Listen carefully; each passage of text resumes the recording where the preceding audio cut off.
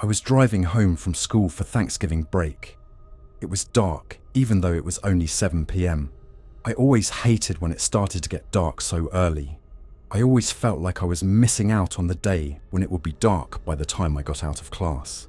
Unfortunately, I wasn't the only one driving home this evening. Apparently, a lot of other students also had this idea, judging from the traffic on the freeway. Bored with the stopping and going of the gridlock, I decide to hop off the highway and take some country roads past some of the heavier holdups. I turn down a road that looks to be running about parallel to the highway, and off I went. It felt nice being able to just drive without worrying about stopping and going and switching lanes. I threw on the cruise control and just rode the gentle hills up and down through the dark farmlands with nothing but the moon, stars, and my headlights lighting my way.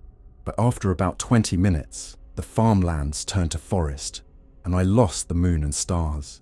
The darkness made me feel uneasy for some reason. I was worried a deer might suddenly jump out of the woods, or a turn in the road would go unnoticed until it was too late. I hadn't passed another car since I turned down this country road, so I figured it would be okay to turn on my brights. With my right hand on my gear shift, I reached with my left hand to flick the switch for the bright lights. I froze. My blood turned to ice. My stomach dropped to the floor. My body went numb. I couldn't move. I couldn't think. I couldn't breathe. My body was betraying me. I tried to move. I urged myself to move. I pleaded with my body to move, but I just couldn't. I suddenly had an incredible urge to look into my rearview mirror. I didn't know what I expected to see, but I just knew I had to look. I used every ounce of strength and willpower to force my eyes up to the mirror.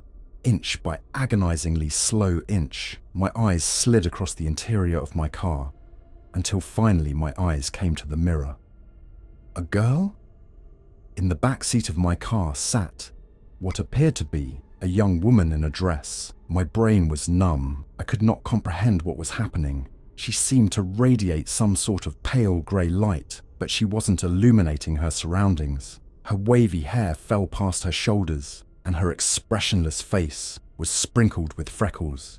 Her dull eyes stared blankly straight ahead. My mind struggled to make sense of this situation. So many questions whirled in my head that they just became a giant tangled mess. I sat there, brain spinning, until a question just fell out of my mouth. "Who are you?" I asked in barely a whisper. At the sound of my voice, her eyes crashed into mine. They pierced me, they bore into mine, and I could do nothing but stare back. They were empty. There was no emotion in her eyes, nothing at all. I felt as if a part of me was being sucked into the voids that were her soulless eyes, and the ice that filled my veins felt as if it had turned into a fine powder. Eternities came and went, or so it felt, before I was able to regain my voice. "Who?" I managed to get out, before my voice was lost again. Her eyes remained locked with mine, and for a moment there was silence. "Do I frighten you?" Her mouth barely moved. Her eyes never did. I only just heard her. I thought maybe my mind was tricking me. It sounded like her words were being caught by a wind. My brain was still in a tangle, and I couldn't comprehend what she was asking.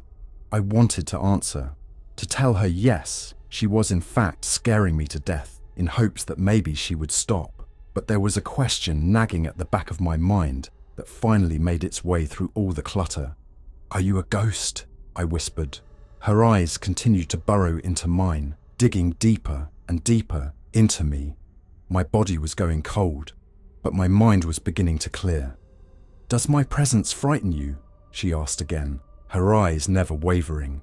I met her gaze and answered, "No." We sat in silence for a moment, my eyes meeting hers and hers piercing mine. The tangle in my brain was beginning to release. My thoughts were becoming more clear. "I am afraid of you, but your presence does not frighten me," I whispered. She cocked her head slightly to the side, but continued staring into me. My voice felt stronger now. "Your presence here is a relief to me, in a way. You have proven to me that there is something after death. I don't know what it is yet, but it's comforting to know that there is something. Anything She continued staring. "Is this how you looked when you died?" I asked her. She nodded, slowly, effortlessly. She barely appeared to be moving. "You were beautiful." Her eyes widened ever so slightly. There was a flash of sadness in them before they were consumed again by that vast emptiness. Her eyes met mine, and mine, hers. She lifted her arm and pointed a finger straight ahead. "Watch where you are going." At that moment, I regained control of body. I looked where she had been pointing and saw a sharp turn in the road and nothing but forest in front of me. I slammed on the brakes and turned the wheel. My back tires fishtailed from side to side as I tried to turn the wheel to compensate. My tires came loose of the pavement, and I did a full 360 turn before I came to a screeching stop mere feet away from a tree. I sat there, white-knuckled, clutching the wheel. I was breathing as if I'd just run a marathon. I remembered the girl and whipped my head around to look in the back seat, but she was gone. I turned back and slumped into the seat. I must have fallen asleep at the wheel. It was all just a dream. After a few minutes of catching my breath and thanking whoever was looking out for me, I turned on my car and got back onto the road. As I was driving, with my right hand on my gear shift, I reached with my left hand to flick the switch for the bright lights. With a click, the forest was illuminated by my car's lights. A few hundred feet down the road, I saw a yellow road sign that read, "Caution, high accident area," and I chuckled. That sign would have been useful 5 minutes ago, but as I got closer, I realized there was more writing on it. On the bottom part of the sign was something handwritten in red paint. "Ripe Samantha." On the most difficult days of winter, my father decided, when I was a child, to go to the countryside to visit one of my uncles to discuss important matters. He stayed there for long hours, during which I listened to discussions I didn't understand at all, until tensions rose and voices grew louder. My father then decided to leave and return to the city where we lived. However, it was late at night, and my uncle offered him to stay that night and leave in the morning, but my father insisted on his decision. What my father hadn't considered was that there were no means of transportation at that late hour, and even several hours before that. However, thanks to my father's insistence, my uncle arranged for us a pickup truck to take us to the main road, from where we could figure things out. When we reached the main road, we thanked the driver, and my father began signaling to passing cars. It was only moments before a bus from one of the companies stopped in front of us. We boarded after my father asked a man getting off if the bus was heading to our city, and he answered yes. We sat for about a third of an hour, and I noticed from my window that we weren't on the right path. I alerted my father, who was annoyed, and directly asked the driver why he was straying from the main route to the city. The driver replied that he was heading to another city. My father was surprised and asked, "How can that be?" I asked someone who was getting off the bus before I boarded about its destination, and he told me it was headed where I wanted to go. The driver laughed and said, "I didn't stop to let anyone off, and no one got off the bus. I stopped out of compassion for you and your child when you signaled to me." My father was shocked and angry at what the driver had said, and immediately asked him to stop. He signaled for me to get off with him, but the driver, who was laughing mockingly, told him, "If you get off, you won't return home tonight." We got off the bus, and my father was annoyed, while I felt terrified because the road was dark and shrouded in fog, to the point where we could barely see each other. We walked for a few minutes until we passed a small bridge where some villagers had gathered around a fire made of wood, chatting and laughing. We greeted them, and my father asked them about the road, and they told him that if he finished the street we were on, he would find a road that cars passed through to our city, but for now, there was no way to cross that street except on foot. I asked them how long it was, and one of them, laughing strangely, replied that there were 20 kilometers ahead for us to walk. At that moment, I noticed a strange gleam in the eyes of that man, and when I turned to his companions, I found the same look in their eyes, which made me urge my father to leave quickly. We began to walk, and I was utterly exhausted, my fear mixing with the fatigue from the darkness of the road. with the cold wind blowing behind us. I felt as though 1,000 ghosts were chasing us. My body began to tremble, not only from the cold, but from sounds that started reaching my ears. I distinguished them from the sound of the wind, and they sounded like mocking laughter coming from a wicked old woman, much like the laugh of an evil witch in cartoon movies. I told myself that I must be imagining things, so I asked my father if he heard those laughs too. He seemed lost in thought for a moment, and I sensed a change in his colour from the glow of the cigarette he had lit and placed in his mouth. Then he seemed to snap back, as if trying to dispel a terrible thought that had crossed his mind, directing blame towards me for living in a fantasy. With the repetition of those laughs from time to time, the source of which I could not identify, we continued walking. A long time had passed, which I felt was like many years.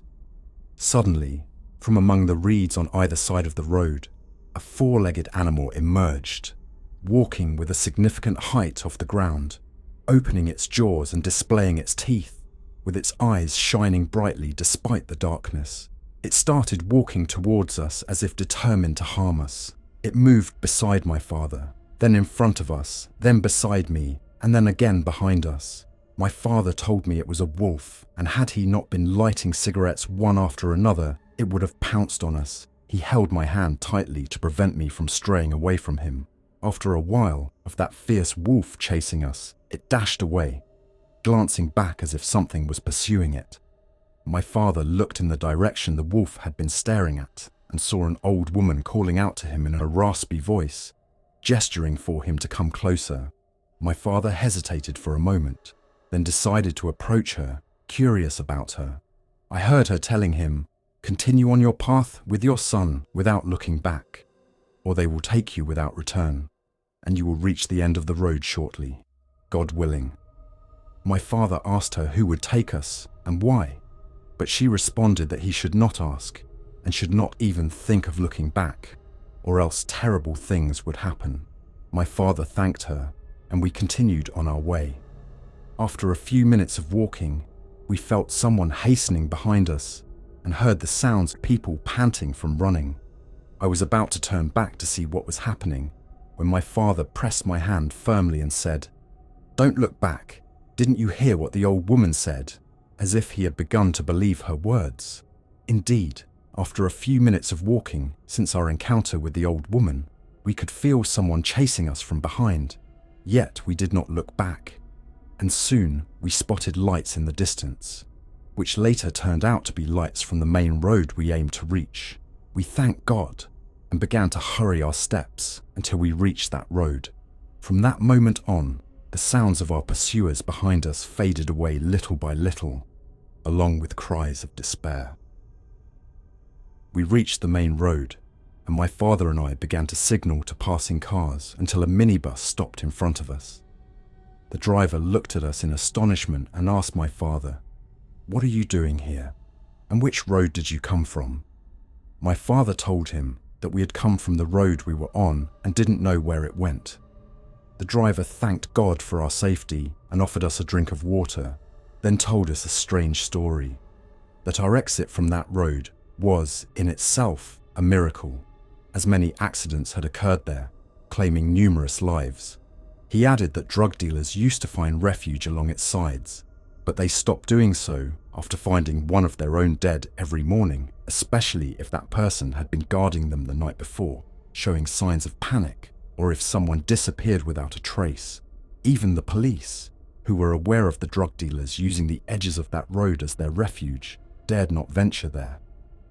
My father told the driver not to tell me that, as I was just a child, to spare me the fright. The driver laughed and said, "You have a new life for having survived this road, and as a reward, I won't charge you for taking you to your city."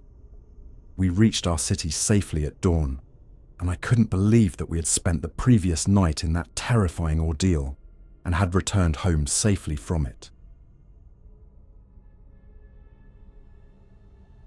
Sitting at his table, illuminated by a small bedside lamp, Robert Francis pored over a map, jotting down notes each time his eyes fell onto some point of interest. It was 10:30 p.m, and he reckoned that, If he set off at 6 in the morning, he would be able to avoid the early traffic and catch the first train to Milngavie before cycling from there, making it to Aberfoyle village in a couple of hours. His itinerary was set, and he was filled with excitement at the thought of finally being on holiday. It had been 11 months since he had so much as taken one day off from his work, so the thought of spending 8 whole days cycling through the Scottish wilderness with only his backpack and tent for company was frankly exhilarating. He owned a number of bikes, but for this adventure, he would take his favourite and most trusted one, with a custom paint job reading Robbie in large white letters across a frame of black. This was a bike which had never failed him. No bumps, no bruises, not so much as a punctured tyre.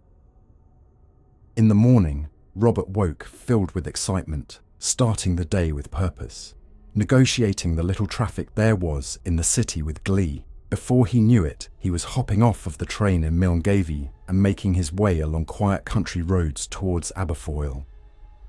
Scottish summers are notoriously unpredictable, and it was colder than Robert had expected, but he did not care. As he made his way through the open countryside, passing the occasional car or rural household, a smile crept across his face. Cycling was his passion, and Robert was in his element. A couple of hours passed as the sparse yet rolling green hills soon gave way to a more imposing and altogether impressive setting. Slight hills soon became domineering mountains. Pockets of woodland soon gave way to thick and visually impenetrable forests, and wide open roads soon made way for their narrower and less trodden counterparts. It was not long before the welcome sight of the village of Aberfoyle came into view, flanked on one side by a steep incline dotted with picturesque cottages, and on the other, a wide open plain stretching out towards a mountain range in the distance. A childish excitement grew in the pit of Robert's stomach. Aberfoyle was the last evidence of humanity which he wished to see for the next 8 days, and on leaving it behind, he would truly be alone, able to relax in the serene beauty of the Scottish countryside. It was now on to Queen Elizabeth Park, one of Scotland's largest nature reserves, and into the true wilderness which it contained. After stretching his legs on the unusually deserted Aberfoyle Main Street, Robert embarked on the last leg of his journey for the day. Within minutes, he was out of that small, innocuous town and into the unknown. For the past 3 months, he had been in a quandary about where to go on his adventure, but when he passed over an old stone bridge, with a babbling stream underneath like 1,000 voices whispering for attention, and found himself face to face with a forest which covered the hills, mountains, and valleys like a blanket, for as far as the eye could see, he knew he had made the right decision. A dirt road cut through the labyrinth of trees, and it occurred to Robert that as he cycled further into the reserve, the sun seemed to diminish with each mile, blocked by the huge pine trees on either side, as if light itself was an unwelcome visitor. By 6 o'clock, the sun was dipping towards a line of craggy mountains on the horizon. It was time for Robert to find a suitable place to camp for the night. He continued onwards, struggling over uneven hills and patches of wet mud, scanning his surroundings for a suitable location to camp in. Finally, he spotted a small clearing in the forest not far from the road. Clambering through some thick underfoot and entangled bushes, Robert managed to haul his bike through the tree line and then into the clearing. It was a small pocket of grass, and several fallen trees were spread across the area, trees which Robert assumed had created the clearing in the first place. After finding a flat patch of grass, he set his tent up for the night, gathering some dry wood nearby, which he gleefully turned into a campfire with the aid of some lighter fluid and matches. Building fires was one of Robert's favourite parts of camping in remote areas. He often thought that there was something of the arsonist about himself, but that was a fact he kept only for his trips into the wild, and in any case, he loved nature and was always careful not to harm it. Night fell, and unimpeded by the false light of man, the stars shone bright and bold. After a few hours of sitting next to the warm glow of the fire, Robert reluctantly turned in for the night, excited by the prospect of another day's adventure in the morning. In the early hours, the fire still smouldered, and Robert felt refreshed and rested, more so than he had done for many years. Packing up his belongings and making sure the fire was extinguished, he set off once again. It had rained slightly during the night, but thankfully the road was relatively dry. After cycling for another hour, Robert noticed a change in the landscape. It had become more unkempt, less constrained. The trees seemed closer together, and any occasional gaps in the forest scenery were filled by clearings and small fields, which had obviously been left unattended for countless years. Robert realized that he had traveled far enough into the forest, that he was now out of the reach of even the park rangers who would normally maintain such a place. It seemed as though, beyond this point, the land had been neglected by its carers for some reason. The thought that even those familiar with that wilderness were afraid to tread there flirted with his attention momentarily before being quickly dismissed as a flight of fancy. The sky grew grey as the day wore on, and it was clear that rain of a substantial volume was well on its way. After pushing his bike up a steep incline which he felt was too uneven to cycle on, Robert reached its peak, revealing a landscape which opened up, sprawling forward between pockets of woodland and still stagnant pools of water, slumbering in a deep-set valley below which stretched across the land for miles. It was populated by sparse areas of long, vibrant grass, which in places gave way to the wandering boundary of the forest. With rain imminent, Robert decided that he would set up camp early in a wide circle of grass he could see at the foot of the hill. Not half an hour later he was there. The tent was up, and all that was left was to gather some firewood.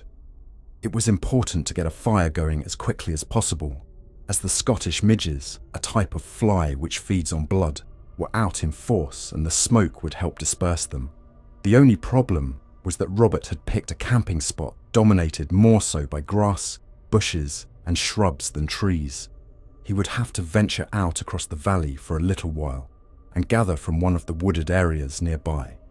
A collection of pine and fir trees, which seemed to form an isolated island of woodland about half a mile across, was close enough to his camp, and after 10 or 15 minutes trudging through the long, green grass, occasionally sinking his foot unwittingly into remnants of a marshy bog below, Robert found himself at the edge of the woods.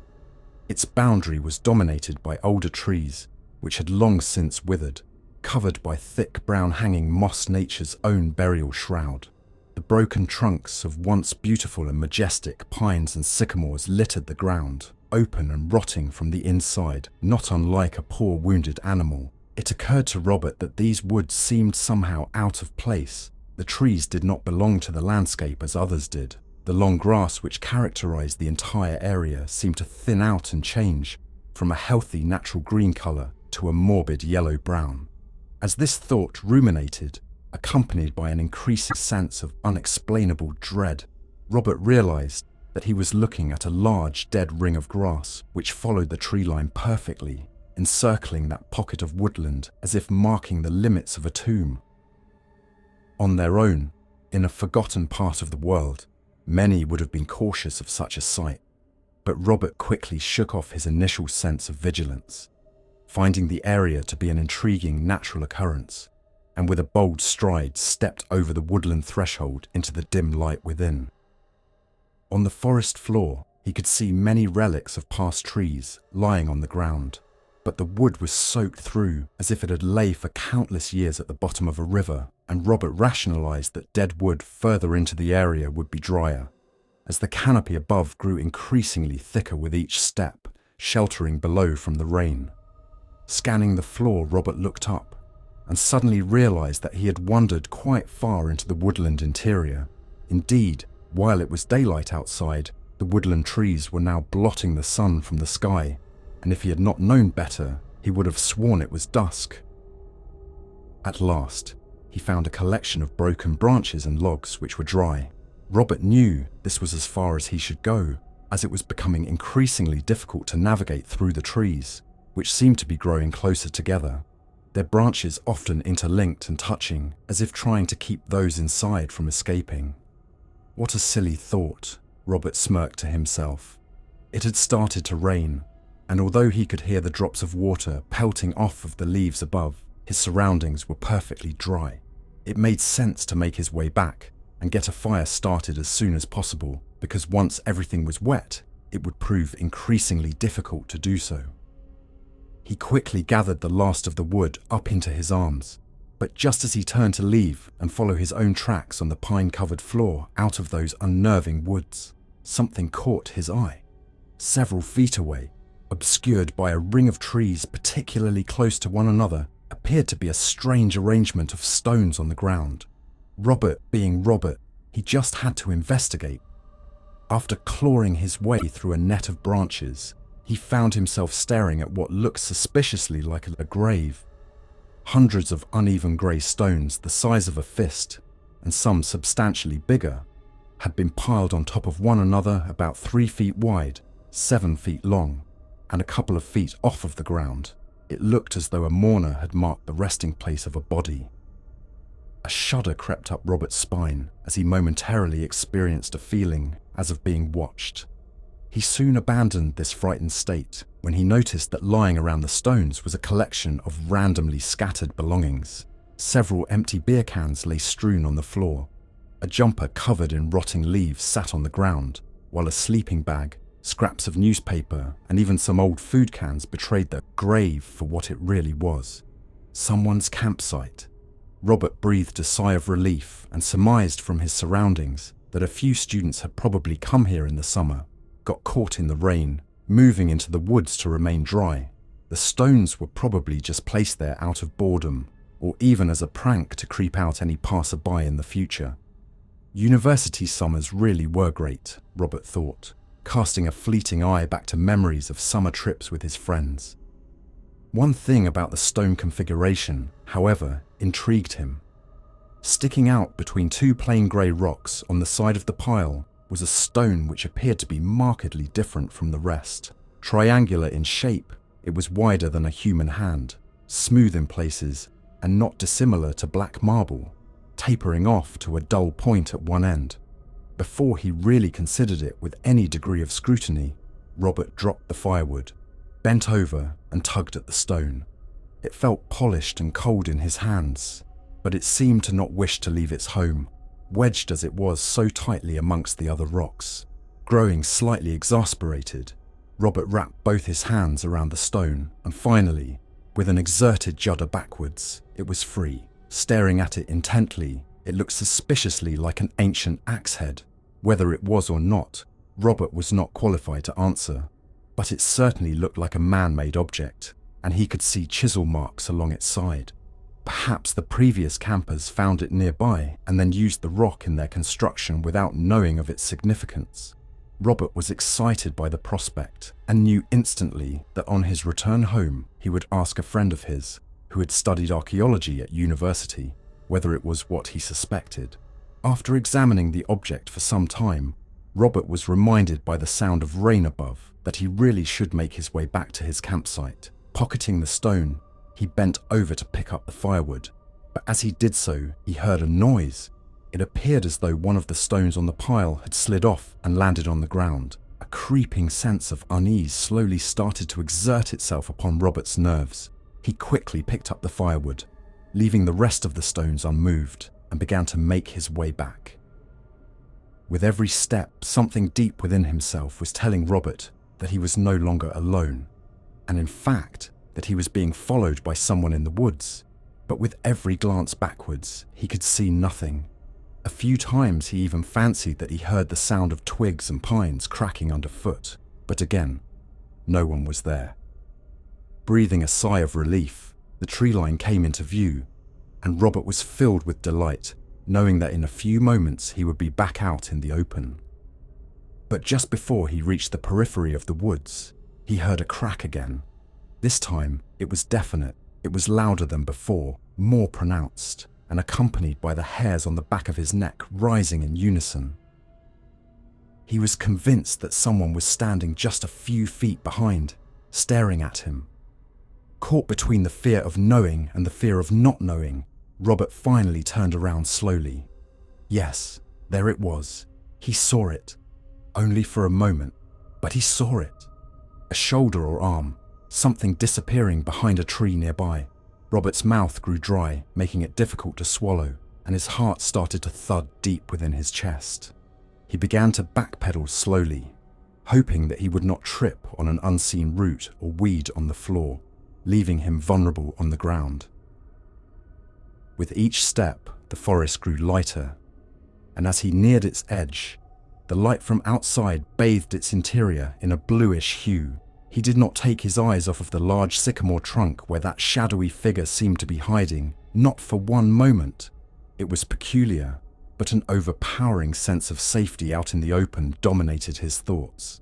Normally, a person feels exposed and vulnerable in the open wilderness, but not Robert, at least, not in that situation.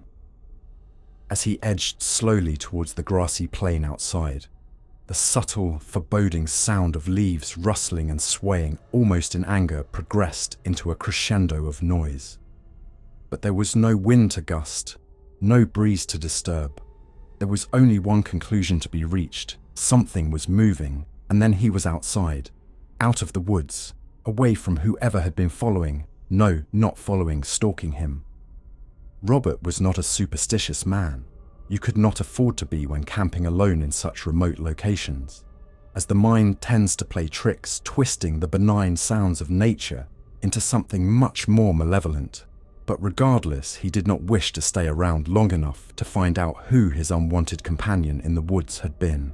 Dropping all but the sturdiest piece of wood, which Robert reckoned would make a good makeshift weapon, he ran as fast as he could towards his own camp, all the while glancing back at that strange island of trees surrounded by dead grass. But nothing emerged from within it. Arriving at his tent, out of breath and agitated, Robert packed up his belongings as quickly as possible, carrying his bike up a hill and back onto the dirt path. Waiting not one moment longer, he cycled hard and fast, hoping to put as much distance between himself and that place and its strange resident, before finding somewhere safer and more welcoming to camp. The road was now nothing but a single track of mud, which covered Robert in a shower of dirt every time his bike sloshed through an uneven depression in the ground. The weather was bitter, unusually so at that time of year, and the rain, accompanied now by a freezing wind, battered his face, making each foot of progress feel like 100. Robert tried to continue onwards for as long as he could, hoping to leave the necessity of making camp until the last usable ray of sunlight. But after a couple of hours, the skies opened further and the rain came down in sheets. He had to find shelter, and quick. Robert concluded that he had put at least 15 or so miles of winding, difficult track between himself and that bizarre coven of trees. Regardless of whether it felt enough or not, it was simply impossible to continue due to the elements. On the left-hand side of the path, there was a rather steep drop which led down into a large field, but it would not provide the shelter Robert knew he required. To his right was a humble gradient of grass which rose up into another wood. Following his strange experience from earlier, some hesitancy did present itself to him, but he again dismissed this as preposterous, and after pulling his bike up through the grass, entered the forest. The torrential rain filtered through the tree canopy, and it took a while before Robert could locate a suitable spot to camp. Finding a large bush under several tightly knit fir trees, he pitched his tent there as the area remained relatively protected from the horrible weather outside in the open. Using some dried roots, grass, and twigs from the forest floor, he was able to start a small campfire, which allowed him to cook some food while raising his spirits. Night began to close in, and as the wind and rain diminished, the sound of sausages sizzling in a frying pan on the fire provided the first sense of well-being and comfort that he had experienced since the morning. Thinking over his experience in those woods, Robert began to rationalize the events. He had found various belongings in there: a sleeping bag, clothes, food, and beer cans. It was obvious now that he had just disturbed a fellow camper, Someone who no doubt became frightened seeing another human being wandering around their campsite in the middle of nowhere. That must have been it, the man, and he was reasonably sure that it was a man from the little he had seen of him, probably hid behind that tree because he was simply scared or unnerved. Robert relaxed into a sigh of relief, but just as he did so, he slipped his hand into his jacket pocket. Touching its cold black surface, he had completely forgotten about the unusual stone he had picked up from that collection of oddly arranged rocks. Removing it from his jacket pocket and observing it in the low red light of the campfire, Robert was certain that it had been shaped by human hands. It felt old, ancient even, but he would wait to contact his archaeologist friend before getting his hopes up too much. He would have to admit, though, that the idea of finding a relic from the past was something which thrilled him deeply. Since he was a child, he was always obsessed by hidden or undiscovered history, which perhaps explained his fascination with exploring the Scottish countryside, a land steeped in stories and myths of strange and forgotten peoples. Above all else, he hoped that it was of Pictish origin, that mysterious indigenous people who vanished without a trace over 1,000 years ago, something which historians still ponder and puzzle over. Of course, in all probability, it was a modern replica, but the romantic side of Robert's personality hoped that it was so much more, and enjoyed entertaining that hope. As he stared at the relic, something unusual began to filter into his awareness, something different. Above the crackling sound of the fire, the now subtle wind, and the occasional rustle of a woodland animal nearby came a noise. It was distant, how far Robert could not tell, but it echoed out through the ridges and valleys nearby, scattering through the trees in the dark. It repeated again and again, with only a moment's pause between utterances, and it was an utterance of some description. An animal, perhaps. Robert could not identify it, despite his impressive knowledge of the local wildlife. The sound possessed strange characteristics of a creature unknown to him. In some ways, it was reminiscent of a bird of prey, parts high-pitched and shrieking. But under this lay a painful, wretched noise, more akin to that of a fox crying in the night, looking for its young. That was it exactly. It sounded like it was looking for something. For the next 3 hours, Robert lay awake, listening to the screeching noise ebb and flow as whatever was producing it moved closer, then farther away. As he eventually drifted towards sleep, the thought occurred to him that the movement of the sound was not unlike that of a search party, yelling and shouting, looking for someone lost in the wilderness, following a distinct search pattern.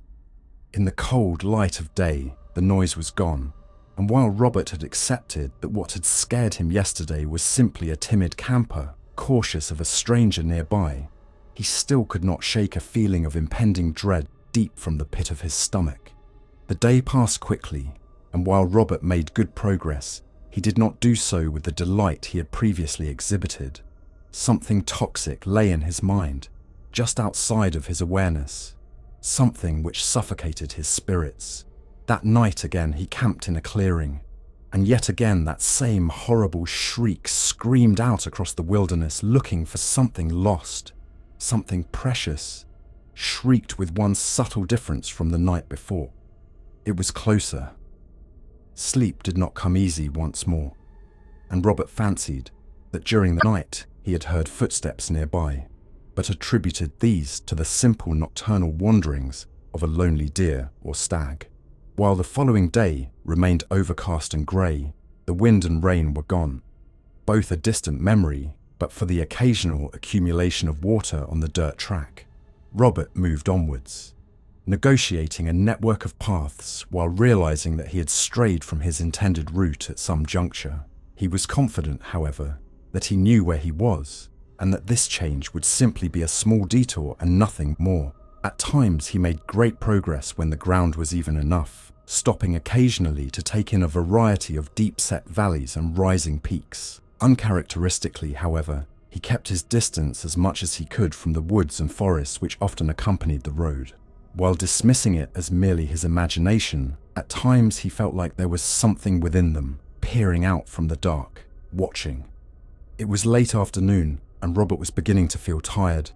most probably due to a restless night combined with the unrelenting pace he had set himself throughout the day. In the back of his mind, he was still somehow running from something. The path he had been on for the past couple of hours had been rather predictable for the most part, but now it curved sharply around a grassy hill to reveal a change in the landscape which had been previously hidden from view. A long stretch of dirt and uneven track penetrated a thick forest of fir trees. What Robert found interesting about the path was that it was unnaturally straight, and what he found oddly frightening about it was that it was so narrow, only a couple of feet across.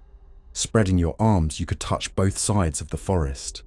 This proximity provoked the deepest feelings of overexposure and claustrophobia. If he had been a soldier in a war zone, Robert would have highlighted this long, narrow path as a perfect place for an ambush. Standing with his mountain bike only a few feet from the beginning of both forest and track, he felt uneasy about the current situation. It was clear that the path was the only way forward, and while it appeared as though it exited the forest a few miles onward, there was something inherently dubious about it. What, Robert could not tell, but he did feel that he did not wish to traverse it. Weighing up the pros and cons, he realized that both the way he came and the unknown land ahead provoked trepidation in him. For that reason, he dismissed the sense of dread as a figment of his overactive imagination, and with measured movement, slowly set off down the long, straight track, hoping to quickly pass in and out of the forest without incident. A black cloud hovered above, and as Robert negotiated the overly uneven path as quickly as he could, the feeling of foreboding which he had so nonchalantly dismissed began to ferment in his stomach, rising up through his body, forcing the hairs on his arms to stand on end. He kept his head down for the most part, occasionally glancing ahead at what he assumed was his exit in the distance. He just wanted to be through and out of that place as quickly as possible. Just over halfway down the path, an unnerving yet unwelcome familiarity overtook him, a sensation which had accompanied him for days, but now seemed to be sharper, grating more profoundly on his nerves, filled Robert's every thought, the feeling of being watched. Stopping for a moment to catch his breath, he tried as best he could to shake the unmovable sensation that he was not alone. The path stretched out ahead, and as is common amongst those who attempt to reach a goal or threshold, without thinking, he looked back to measure his own progress. He had managed to cover a substantial amount of the track's length, and was quite confident that in a short time he would escape that narrow stretch of dirt. But just as he turned to continue onwards, something caught Robert's eye farther down the path in front of him. He immediately wished that he had not taken the route he had chosen, that he had turned back and started homeward. It was there, unmistakable, unwavering, and utterly paralyzing. Some distance away, in the direction he was heading, stood a figure. Robert could not entirely define or make out the discrete features of the person, because they were standing to the side of the path between a cluster of trees, covered in shadow, but this was certainly not his imagination. Someone was standing there, watching, and while Robert was a distance away, it felt to him as though the figure's presence was almost on top of him, its stare accompanied by an uncommonly potent sense of, well, malice was the best way that Robert could describe it to himself. Then it was gone, disappearing back into the forest, but the feeling of danger, of the necessity to flee, did not diminish or decline, but grew in intensity. The sound of something moving between the trees rang out across the emptiness, increasing in volume as it neared. Robert panicked, turned, and cycled as quickly as he could in the direction he had come. So eager was he to escape that narrow passage, flanked on all sides by the impenetrable forest, that he did not see a deep hole in the ground. The front wheel of his bike crashed into the depression, sending Robert flying over his handlebars, scraping along the ground. Dazed for a moment, the shambling sound of broken branches and displaced leaves, which was nearly upon him, quickly brought Robert's mind into focus. Blood dripped from a wound in his leg, and his arm was badly bruised from the impact, but all he cared about was escaping from that suffocating pathway. away from whoever seemed to be moving in the woods. Robert's beloved paint job across the etched letters ROB on the bike's frame had been scratched slightly in the crash, but that did not concern him. 2 spokes on the bike's front tire were broken, and that most certainly did. The last thing Robert needed was to be completely stranded there, so he would have to ride carefully and hope that the wheel would not buckle, lasting long enough to carry him home. Home. That was exactly where he intended to go. As quickly as possible, and as he was now facing in the direction he had been traveling for days, there was no time like the present. The moving sound in the trees continued, and as Robert carefully, yet at pace, negotiated the broken ground, he hoped above all else that his trusted mountain bike would get him out of there. Despite his obvious advantage of speed, the sound seemed to be only moments behind, and as he came closer to the end of the forest path and out into the open, he heard a noise which chilled him to his very core. From within the forest spewed that same shrieking, tortured cry from the nights before, echoing out, piercing Robert's ears and scratching through his nerves like a shredder. Was it that figure who had been wandering near Robert's camp at night? Surely no human could make such a sound. Panicking, he increased his speed as the front tire of his bike wobbled and creaked under the pressure and strain. Finally, he was out of that narrow place. But Robert did not stop, cycling for hours without once looking back. Only when sure that his pursuer could not have followed did he stop to rest. Night was once again drawing in, and now every sound, every smell, every part of what had always made the countryside fascinatingly inviting to him took on a new, ominous and menacing form. He decided that tonight he would not set up camp. No fire, no tent. Robert was sure that the person following him had been able to do so because of the noise and light which he had made from night to night. It would not be pleasant. It would be cold, wet, and uncomfortable. But Robert wanted to make sure that he could not be tracked. There were various paths and dirt tracks in the area that he could have taken, but hopefully this man who was stalking him, for whatever reason he was doing it, would not be able to find him. Robert knew, of course, that his tire tracks could easily betray his location if his pursuer was smart enough to follow them. The bike marks were obvious. For this reason, Robert backtracked slightly off the path in an attempt to confuse anyone following, should the need arise. The worst thing he could do would be to sleep next to where his tracks ended, finding a large bush with space underneath to sleep, which was satisfactorily far enough from where his tread marks ended. Robert hid himself and his bike for the night, with one question on his mind. If this stalker was able to keep up with his progress each day, he must have been using a bike or vehicle of some description. But where were the tire tracks? Sleep did not come at all that night, but around 3 in the morning, that wailing, inhuman noise did, moving around the area, searching. By now, Robert was beginning to suffer from lack of sleep and rest. But in spite of this, at the first sign of daylight, he quickly uncovered his bike from its hiding place and started on his way once again. Not one foul noise was heard that day, nor any evidence that his stalker was anywhere nearby. Rationality began to overtake Robert's fear as night once again settled in. He covered much ground throughout the day and had managed to take care as best he could of his bike's front wheel, which, bar the occasional creak or groan, was performing admirably. Robert concluded after much soul-searching that he had allowed himself to get carried away by the isolation of his surroundings and the, admittedly, unnerving person he had seen in the forest over the past few days. But surely it was preposterous to believe that he was really being followed.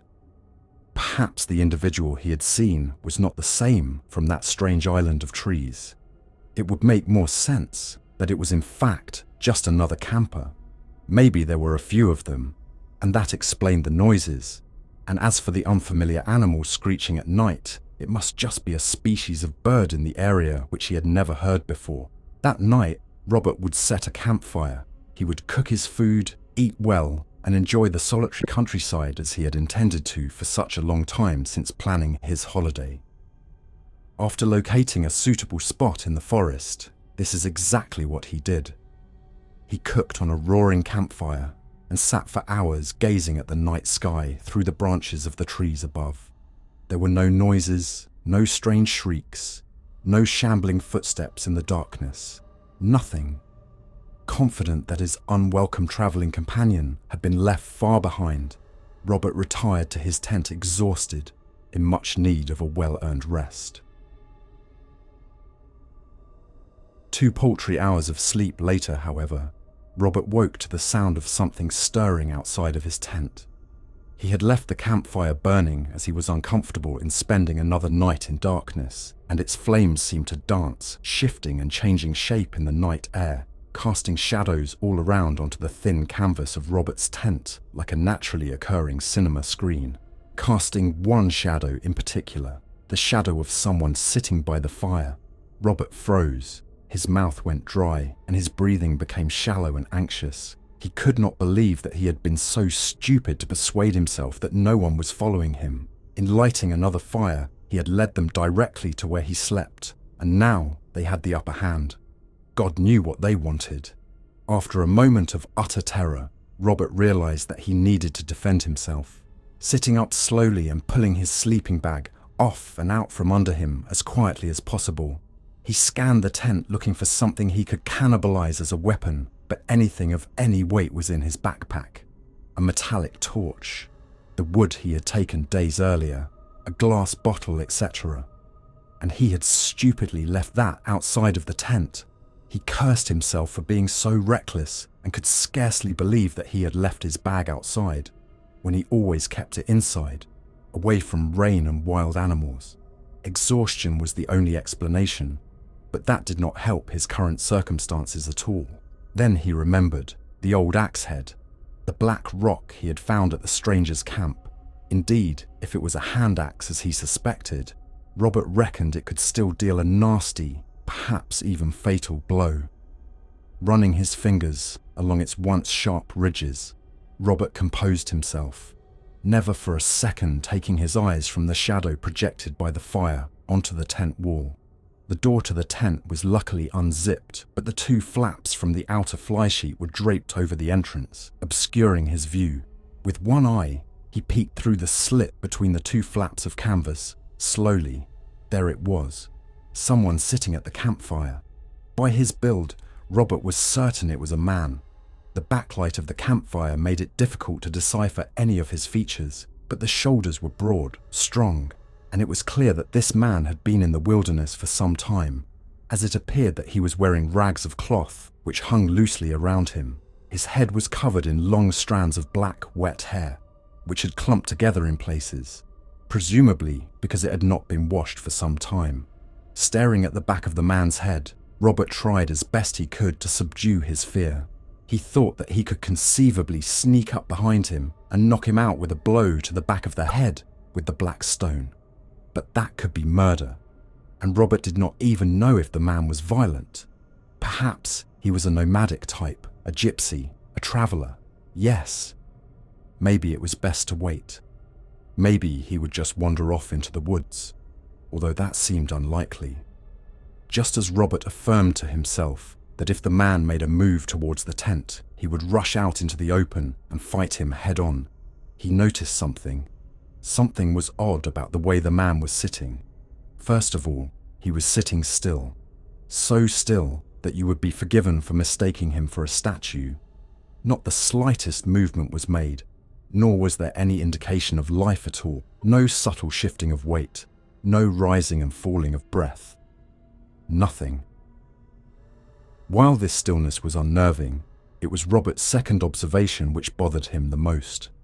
The man was sitting forward, facing the fire, but the shape and position of his upper body and head was somehow off. They did not seem to quite add up. His frame seemed unnaturally positioned. A crackle from the fire, followed by a wayward flicker of light, revealed the truth. The flames lit up the area momentarily, the light bouncing from tree to tree, even onto Robert's tent, and reflected back onto what surrounded it. Two pinpoints of light momentarily shone in the night through black clumps of matted hair. Yes, the man's legs were facing the fire, but his body and head were horribly contorted, twisted into an inhuman posture. The man's legs were indeed facing the fire, but his head and body were facing the Robert. This was no man at all. How long it had sat there staring at Robert in that tent, waiting, he did not know, but a creak of movement from its neck was enough to send Robert out of the tent, into the woods, consumed by a terror so profound that it could be likened to madness. He did not know how long he had been running, nor if he had been screaming the whole time, but his feet were cut in several places, and the first rays of sunshine were peeking out through the still thick branches of the forest. In the distance, Robert could see the flame from his campfire still burning bright, and despite his terror at the knowledge of being stalked by something entirely inhuman, he had to get to his bike to stand any chance of escape. For a while, he hid behind trees, under bushes, his nerves absolutely shattered, refusing to go near that fire. His perceptions were broken, but Robert was a strong character, and after a time, a modicum of composure returned to him. Step by cautious step, he neared his own camp. There was no sight of whatever had been sitting at that fire staring at him. By now, daylight illuminated the entire area, and after much self-bargaining, Robert decided to reclaim his belongings, grab his bike, and continue as quickly as he could on his way out of Queen Elizabeth Park. Everything seemed to be accounted for, and Robert even allowed himself a smirk at the thought of that creature at least not being a thief. That smile soon vanished at the sight of his bike. Unharmed, yes, but strands of some black putrid liquid covered the seat and front wheel. This was not the time to be concerned with sludge on his bike. It was still working, and that was all that mattered. Had it been a week earlier, Robert would have been angry about the slightest scratch to his beloved mountain bike, but now he just cared about it getting him home, or at least back to Aberfoyle village, to civilization. After cleaning the liquid off and packing up his tent, Robert once more continued onwards as fast as he could. Robert reckoned, with a hard push, that he could be out of that horrid place in a day and a half, as long as he took minimal rests and cycled for the duration of available light. The weather was not exactly ideal, but while rain occasionally came, it quickly disappeared, leaving long stretches of the journey clear from the wearing effects of the elements. As the day progressed, so did Robert's unease.